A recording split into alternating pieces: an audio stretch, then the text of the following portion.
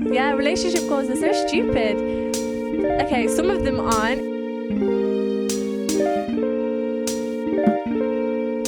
I would say being single and being content with it and actually being happy, that can be quite difficult, especially if you're a Christian and you hear the phrase wait on God be thrown around a lot.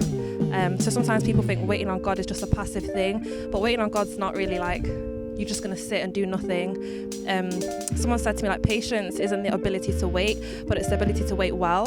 So that's just something I'm learning, just to be happy and content, enjoy where I am on the way to where I'm going, really. So you may feel like waiting on God might be a little bit too long, especially if you have friends around you who are getting into relationships and you feel a bit left behind. Sometimes it's good to always have faith in God and be able to find yourself.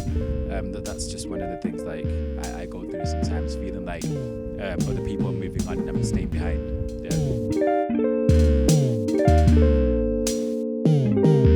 I can't really say anyone's ugly because no one is, but I do generally go for people who I personally find beautiful, and that can be different for different people.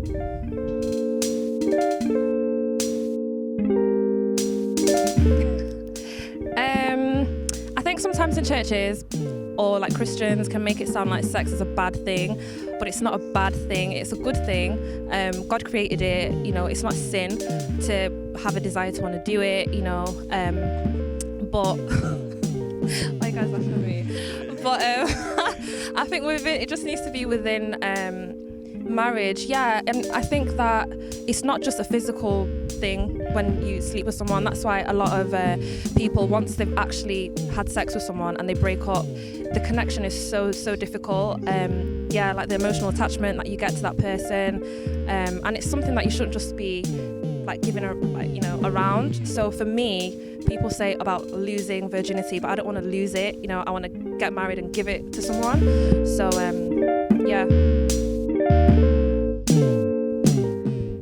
I know celibacy is like a big thing, like Megan Good and Devon Franklin, like they've just released a book called The Wait, and and quite a lot of people are quite surprised because like she's beautiful and her husband's like really attractive as well. So they were just like encouraging like couples like to be celibate, and they were kind of talking about the difference between celibacy and abstinence. And abstinence is just not doing something, and celibacy is not doing something for a reason and for a purpose. So some people agree with it, some people don't, but it's something that a lot of people have like been talking about at the moment, and it's quite interesting. Yeah. I look for just respect in the friendship, someone to have fun with, for someone that I want to have in my life for many years to come. Obviously a good character. Faith, what are you looking for in a man? Wouldn't you like to know? I would say, first of all, most importantly, is someone that loves God, because it's such a massive part of my life. If I'm with someone who that's not part of their life, it'll be really frustrating, not just for me, but for them as well. And I'm also really into music, so someone with similar interests, someone that can appreciate things I appreciate, and also someone that pushes me to be the best that I can be, and I can also hopefully push them to be the best that they can be as well. Well, just be yourself, show that you love God, show yourself, don't ever be peer pressured into doing anything that you don't want to do. I would say to not settle.